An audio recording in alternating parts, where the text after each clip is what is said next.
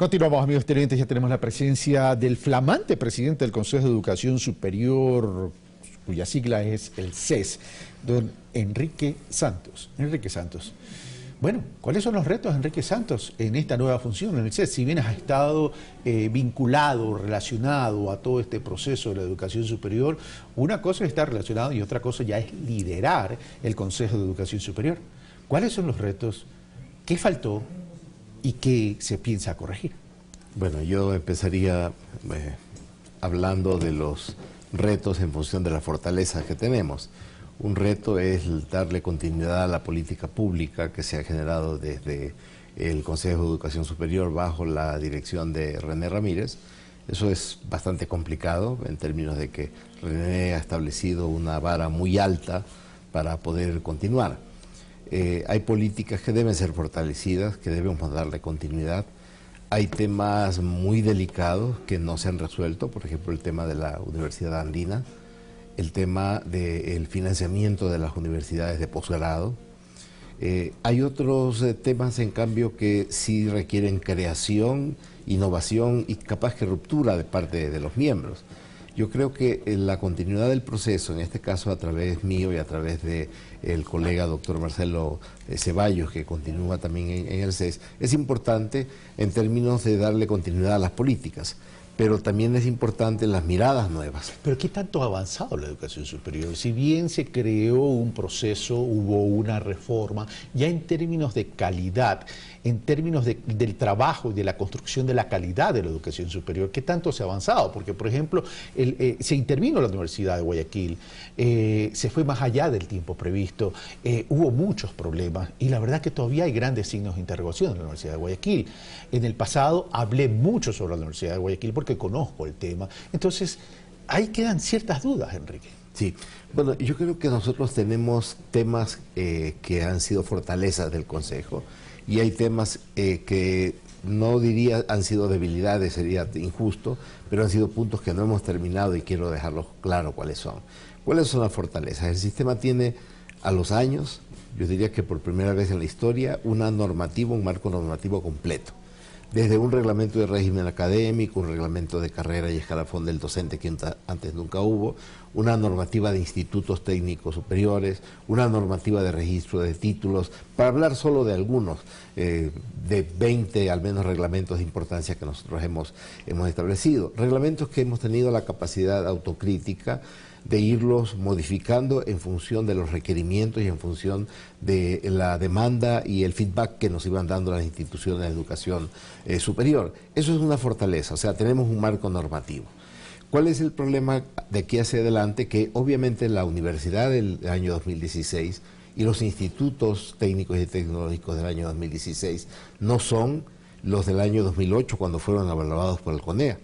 Tampoco son los del 2010 cuando se planteó la LOES y entró en vigencia la LOES.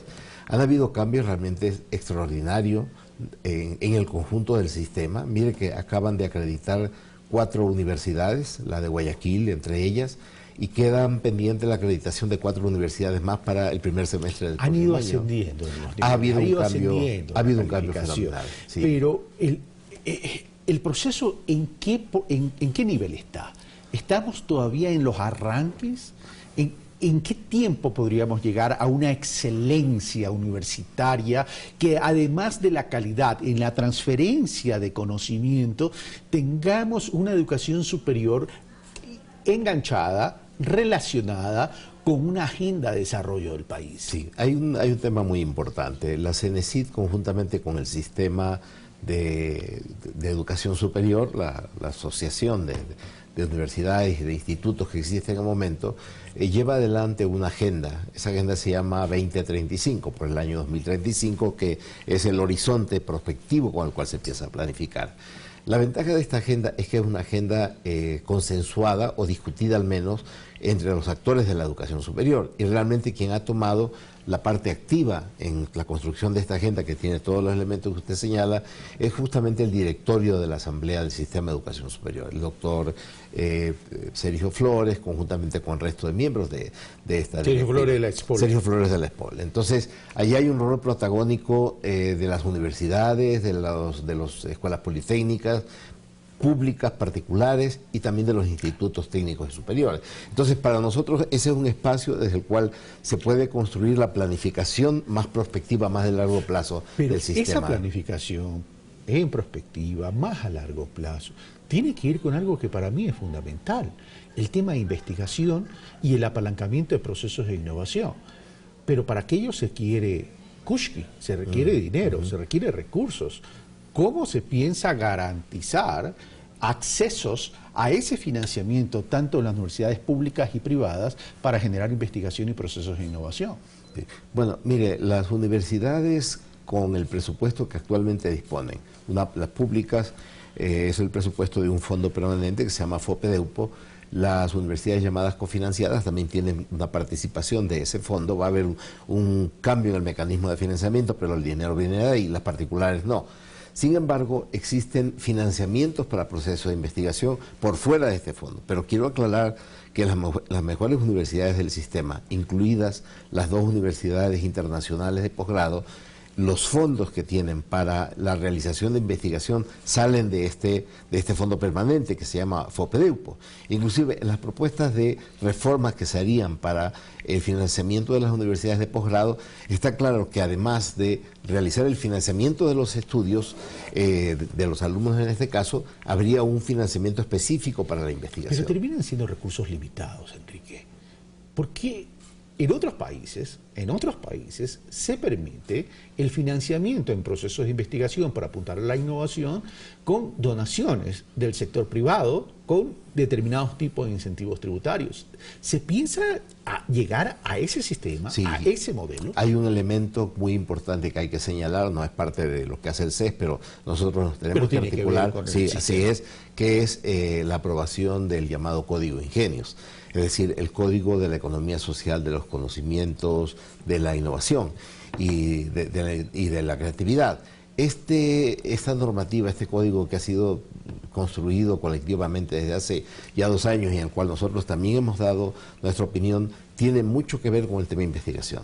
Tiene mucho que ver con la creación de incentivos para la investigación y las iniciativas y los emprendimientos de particulares, pero también de las universidades. Ayer tuvimos la suerte de tener un diálogo con algunos actores universitarios. Estaba el asambleísta Diego Vintimilla y él nos contó que había hecho una evaluación de la LOES, la aplicación de la LOES con los actores del sistema, y uno de los elementos que señaló y con el cual yo estoy plenamente de acuerdo, Carlos, es el tema del sistema de compras públicas. El sistema de compras públicas, tal como está definido, aplicado a la universidad, realmente afecta a la autonomía universitaria. Y afecta a lo que usted señala, afecta a la existencia de condiciones ágiles, flexibles, que permitan agilizar los procesos de compras para la investigación. Un caso muy concreto, si yo quiero comprar un reactivo que no hay en el Ecuador y tengo que hacer esa compra a través del extranjero, inclusive hacerlo en el Ecuador, tengo que pasar por el portal de las compras públicas. Entonces a mí me han dicho muchos colegas investigadores, Enrique, sucede que cuando finalmente el proceso de compras públicas, tal como está regulado para el resto del Estado, me permite tener el reactivo o me permite tener un ratón blanco de ciertas características especiales para los experimentos, sucede que ya las condiciones del experimento cambiaron.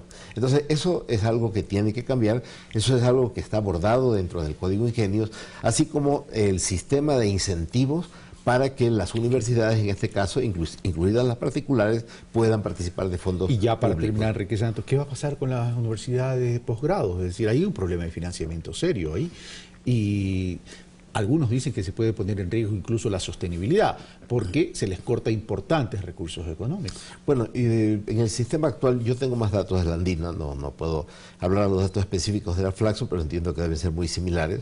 En el sistema actual, para el año anterior, se estableció que la Universidad Andina tiene 41 millones de dólares en activos corrientes, ¿no? Y de esos 41 millones de activos corrientes, insisto, son datos del año anterior, tenía la Universidad Andina cerca de 9 millones en liquidez.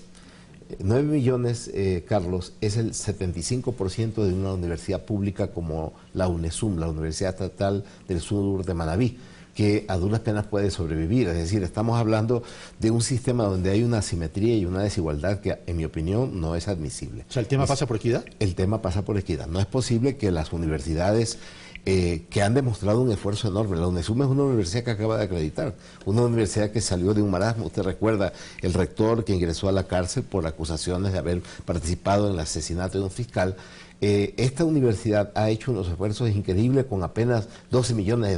Eso significa que el recorte va. El recorte va, y el recorte va no en términos de hacer una disminución directa a las universidades, sino pasar de lo que siempre ha dicho el economista Ramírez, del subsidio a la oferta, o sea, lo que la universidad ofrece, al subsidio a la demanda. Es decir, en función del número de estudiantes y de los programas que sigan los estudiantes, se va a entregarle financiamiento, primera cosa.